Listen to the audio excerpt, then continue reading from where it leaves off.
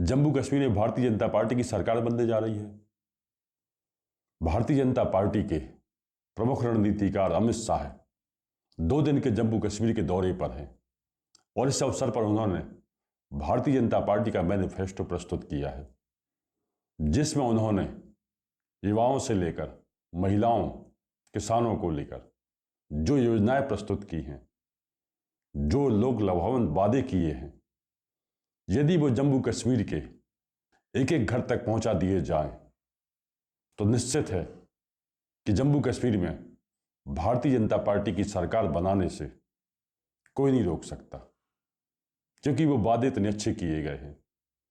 किसी भी वर्ग को नहीं छोड़ा गया है जिसके बारे में कोई ना कोई लाभ की बात न की गई हो। जम्मू में जैसा कि विधानसभा की 43 सीटें हैं, भारतीय जनता पार्टी को ज्यादा आशा यहीं पे है। उसे लगता है कि इस राज्य में यदि जम्मू डिवीजन में उसे 35 से 40 सीटें मिल जाती हैं, तब बाकी बचे हुए क्षेत्रों में मुस्लिम कैंडिडेट भी खड़े किए हैं।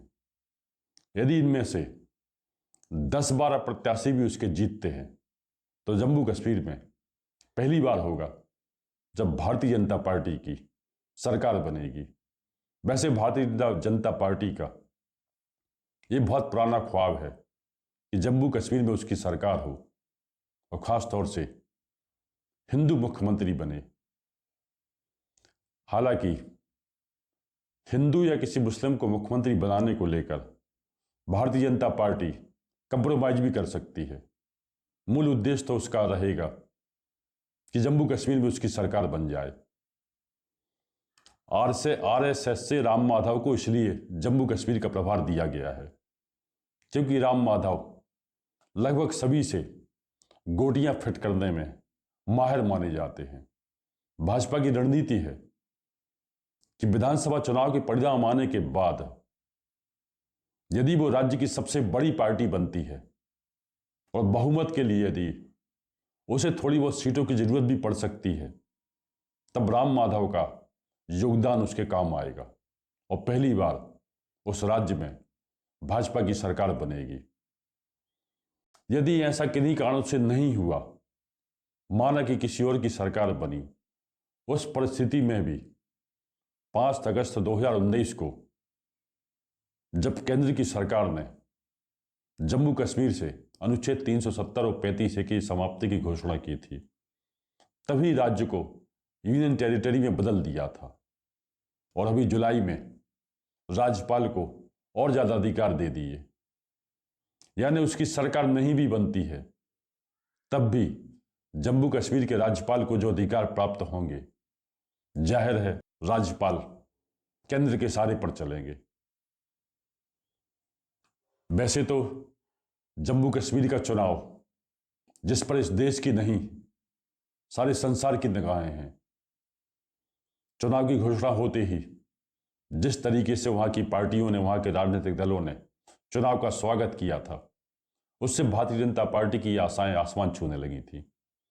यह जरूर है कि पहले पहले उमर अब्दुल्ला ने कह दिया था कि जब तक जम्मू कश्मीर को पूर्ण राज्य का दर्जा नहीं दिया जाता, वो चुनाव नहीं लड़ेंगे। पर उनके पिता फारूक अब्दुल्ला ने पहले ही घोषणा कर दी थी कि वो चुनाव भी लड़ेंगे, जीतेंगे भी और मुख्यमंत्री बनने के लिए भी तैयार रहेंगे। जाहिर है उमर अब्दुल्ला इससे मान गए और वो इस बार 2 विधानसभा सीटों से चुनावी मैदान में हैं।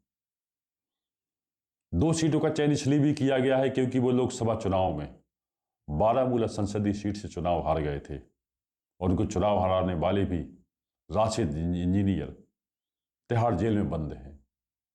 और जिस तरीके से वो चुनाव हारे हैं और अब वो जिस तरीके की बातें कर रहे हैं, खासतौर से अफजल गुरु को लेकर, उससे साफ जाहिर है कि उन्हें पता चल गया है कि यदि जम्मू कश्मीर की राजनीति को साधना है तो कुछ ऐसी बातें भी करनी होंगी जिससे अलगाववादी धड़े प्रसन्न हो। वैसे तो भारत के हर चुनाव में पाकिस्तान की कहीं ना कहीं भूमिका मानी जाती है, पर वास्तव में पाकिस्तान की सही भूमिका जम्मू कश्मीर के चुनाव में ही मानी जाएगी। उमर अब्दुल्ला के हाल ही के दिए हुए बयानों से यही साबित हो रहा है।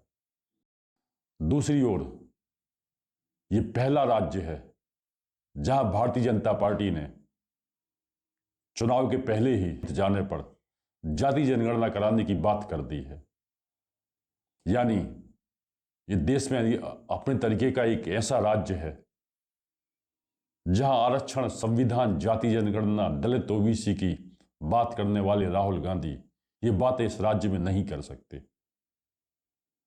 क्योंकि धारा 370 के हटने से राज्य में एसटी, एससी, ओबीसी को आरक्षण मिल गया है। इसलिए भारतीय जनता पार्टी ने इससे पहले कि विपक्ष का कोई नेता जाति जनगणना की बात करके राज्य में कोई नैरेटिव बनाने का प्रयास करे, भाजपा ने इस नैरेटिव को भी लपक लिया है। भारतीय जनता पार्टी की अपेक्षाओं की और आशाओं की और उम्मीदों की बात करें तो उसे आशा है कि इस राज्य में उसकी सरकार बनेगी, और सरकार नहीं भी बनती है तब 2019 में उसने जो काम करके दिखा दिया था, उस स्थिति में भी सरकार का नियंत्रण भाजपा के ही पास रहने वाला है। तो आज के लिए इतना ही। आपसे अनुरोध है कि आप अपने विचारों से कमेंट बॉक्स में लिखकर हमें अवश्य अवगत कराइएगा।